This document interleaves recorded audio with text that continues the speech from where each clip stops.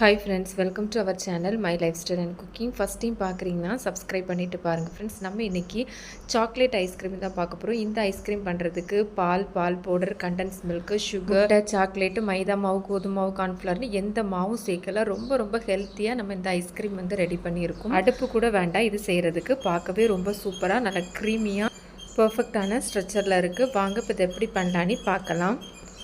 இது செய்கிறதுக்கு 4 வாழைப்பழம் எடுத்துருக்கிறேன். வாழைப்பழம் பார்த்திங்கன்னா ரொம்ப பழுத்த பழமாக இருக்கக்கூடாது, மீடியமாக பழுத்த பழமாக இருக்கணும்.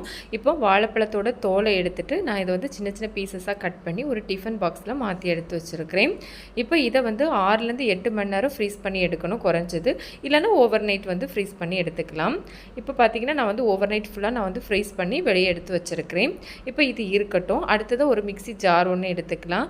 இதில் அரை கப் அளவுக்கு தேங்காய் துருவல் சேர்த்துக்கலாம். கூடவே அரை கப் அளவுக்கு தண்ணி சேர்த்துக்கலாம். இப்போ இதை நல்லா அரைச்சி எடுத்துக்கலாம். இந்த மாதிரி அரைச்சி எடுத்துக்கிட்டால் போதும். நீங்கள் இதில் இருக்கிற தேங்காய் பாலை பிழிஞ்சு எடுத்துகிட்டு திருப்பி மிக்ஸி ஜாருக்கு மாற்றி இதே ஸ்டெப் செஞ்சு எடுத்துக்கலாம். நான் தேங்காவோடய சேர்த்து தான் செய்கிறேன். இதுவுமே நல்லாயிருக்கும்.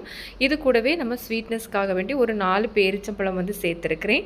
கூடவே ஒரு 1/4 டீஸ்பூன் அளவுக்கு வெண்ணிலா எசன்ஸ் சேர்த்துருக்கிறேன். 1/4 கப் அளவுக்கு கொக்கோ பவுடர் சேர்த்துருக்கிறேன். இதெல்லாம் சேர்த்து நல்லா ஒருக்கா அரைச்சி எடுத்துக்கலாம். இந்த மாதிரி அரைச்சி எடுத்ததுக்கப்புறமா நம்ம ஏற்கனவே வாழைப்பழத்தை ஃப்ரீஸ் பண்ணி எடுத்து வச்சுருந்தோம்னா, இப்போ வெளியே எடுத்து வச்சுருந்த அந்த வாழைப்பழத்தை நம்ம மிக்ஸி ஜாருக்கு மாற்றி நல்லா பேஸ்ட்டாக அரைச்சி எடுக்கணும்.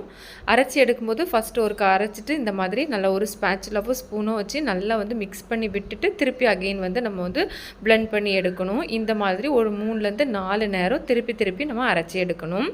நல்லா ஸ்மூத்தாக அரைச்சி எடுத்துக்கணும். இப்போ பார்த்திங்கன்னா நான் 3 நேரம் அரைச்சி எடுத்துருக்கிறேன். இப்போ நான் இதை ஒரு ட்ரேக்கு மாற்றி எடுத்துருக்கிறேன். நீங்கள் ட்ரேயோ இல்லை ஒரு டிஃபன் பாக்ஸ்லேயோ கூட நீங்கள் ரெடி பண்ணி எடுத்துக்கலாம். இப்போ இதை நம்ம ஈவனாக ஸ்ப்ரெட் பண்ணி எடுத்துக்கலாம். இது ரொம்ப ஈஸி, ரொம்ப டேஸ்ட்டாகவும் இருக்கும். நம்ம தேங்காய்லாம் சேர்த்து செய்கிறதுனால ரொம்ப க்ரீமியாக சூப்பராகவே இருக்கும். இந்த ஐஸ்கிரீமில் அது இதுன்னு நம்ம எதுவுமே சேர்க்கல, ரொம்ப ஹெல்த்தியாகவே பண்ணியிருக்கோம். நீங்கள் தேங்காய் வேண்டாம்னு நினச்சிங்க அப்படின்னா அதுக்கு பதிலாக ஊற வச்ச பாதாம் ஒரு 15லேருந்து 20 போல் தேங்காய்க்கு பதிலாக சேர்த்து நீங்கள் செஞ்சுக்கலாம். ரொம்ப க்ரீமியாக சூப்பரான டேஸ்ட்டாக இருக்கும். நம்ம தைரியமாக பசங்களுக்கு கொடுக்கலாம். இந்த மாதிரி ஸ்ப்ரெட் பண்ணதுக்கப்புறமா நான் மேலே ஒரு அலுமினியம் ஃபாயில் வச்சு கவர் பண்ணி எடுத்துருக்கிறேன். நீங்கள் டிஃபன் பாக்ஸாக இருந்தால் அதை மூடி வச்சு மூடி கூட எடுத்துக்கலாம். இப்போ நம்ம இதை ரொம்ப நேரம் ஃப்ரீஸ் பண்ணி வைக்கணும்னு வேண்டாம். ஏன்னா ஏற்கனவே நம்ம வாழைப்பழம்லாம் நல்லா ஃப்ரீஸ் பண்ணி நல்லா கூலிங்காக தான் இருக்குது. ஒரு 2லேருந்து ஒரு 3 மணி நேரம் வச்சாலே போதும், நமக்கு சூப்பராக ரெடியாகி வந்துடும். நான் இங்கே ஒரு 3 மணி நேரம் வச்சு எடுத்துருக்கிறேன். இப்போ நான் இதை எடுத்து காமிக்கிறேன். பார்த்தீங்கனாலே தெரியும் சூப்பரான ஸ்ட்ரக்சர்லாம் ரொம்பவே அருமையாக வந்திருக்கு. ஐஸ்கிரீமோட ஸ்ட்ரக்சர் பார்த்தாலே தெரியும் எந்தளவு பர்ஃபெக்டாக எந்தளவு சூப்பராக வந்திருக்குதுன்னு. இது போல் நிறைய ஹெல்த்தி ட்ரிங்க்ஸ் ரெசிபியும் நம்ம சேனலில் இருக்குது. லிங்க் எண்ட் ஸ்க்ரீனில் கொடுத்துருக்குறேன். இனி ஐஸ்கிரீம் பண்ணுறதுக்கு நம்ம யோசிக்க வேண்டாம், தைரியமாக வீட்டிலேயே நம்ம ரெடி பண்ணி கொடுத்துக்கலாம். நீங்கள் சாக்லேட் ஃப்ளேவர் பிடிக்காது அப்படின்னு நினச்சிங்கன்னா இதில் சேர்த்துருக்கிற கோகோ பவுடரை ஸ்கிப் பண்ணிவிட்டு மீதியுள்ள ஸ்டெப்பெல்லாம் அதே மாதிரி செஞ்சுக்கோங்க.